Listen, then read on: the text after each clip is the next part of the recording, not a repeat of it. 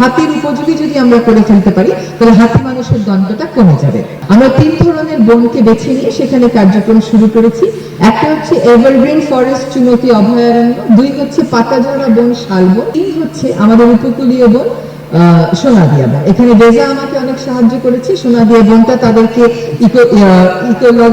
Economic zone করার জন্য দিয়ে দেওয়া হয়েছিল, তারা সেটা আমাদেরকে ফেরত দিয়েছে। আমরা এটা আমাদের হাতে পাওয়ার শেষ ধাপে আছে, তবে আমরা পরিকল্পনাটা করে ফেলেছি এবং কাজও শুরু করব।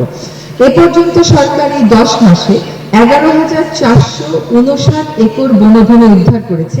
আমি যখন আপনাদের সামনে আজকে কথা বলছি তখন আমাদের চট্টগ্রামে বেদখল হয়ে যাওয়া বনভূমিতে স্থাপনা করা হয়েছে এমন একটা স্থাপনা ভাঙা হচ্ছে।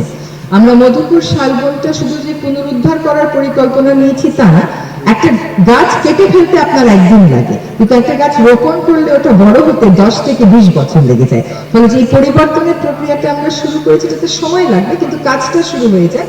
আমরা চুনতি অভয়ারণ্য থেকে আকাশমণি সরাচ্ছি যাতে করে হাতির উপযোগী বনটা হয়। এই বনের 15,000 একরের মধ্যে 20,000 একরের মধ্যে 5,000ই বেদখল আর 5,000-এ আছে আকাশমণি। এই আকাশমণি সরিয়ে হাতির উপযোগী যদি আমরা করে ফেলতে পারি তাহলে হাতি মানুষের দ্বন্দ্বটা কমে যাবে।